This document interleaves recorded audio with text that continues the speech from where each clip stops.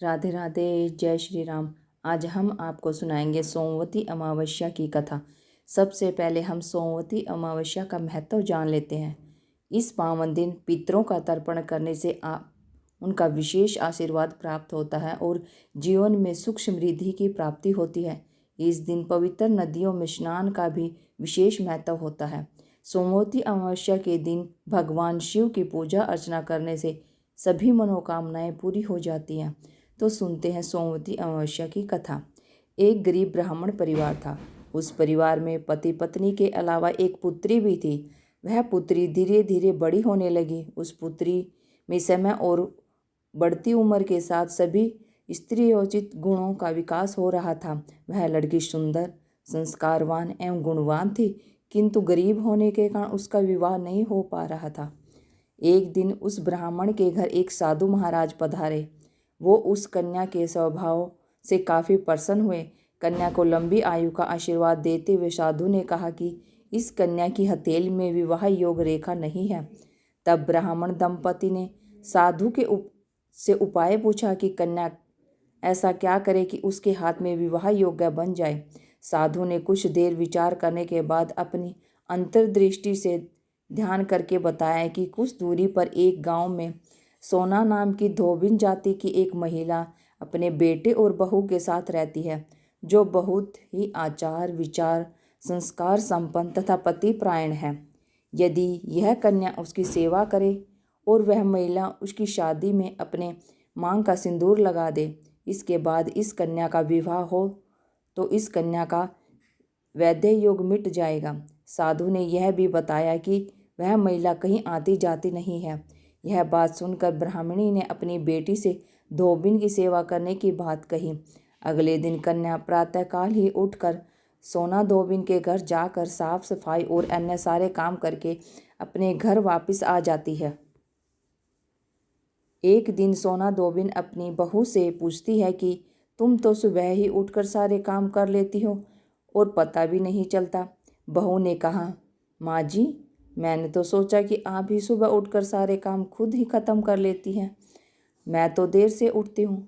इस पर दोनों सास बहू निगरानी करने लगी कि कौन है जो सुबह ही घर का सारा काम करके चला जाता है।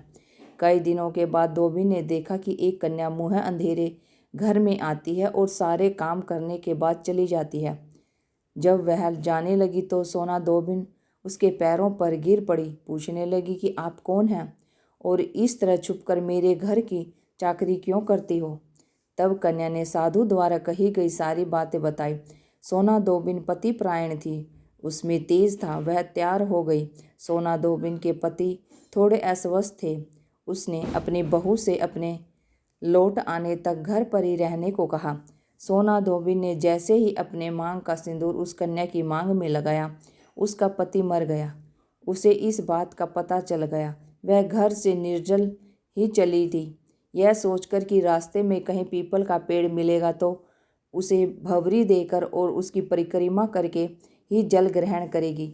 उस दिन सोमवती अमावस्या थी। ब्राह्मण के घर मिले पुए पकवान की जगह उसने ईंट के टुकड़ों से 108 बार भंवरी देकर 108 बार पीपल के पेड़ की परिक्रमा की और उसके बाद जल ग्रहण किया।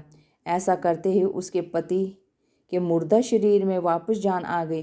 धोबिन का पति वापस जीवित हो उठा। इसलिए सोमवती अमावस्या के दिन से शुरू करके जो व्यक्ति हर अमावस्या के दिन भंवरी देता है, उसके सुख और सौभाग्य में वृद्धि होती है।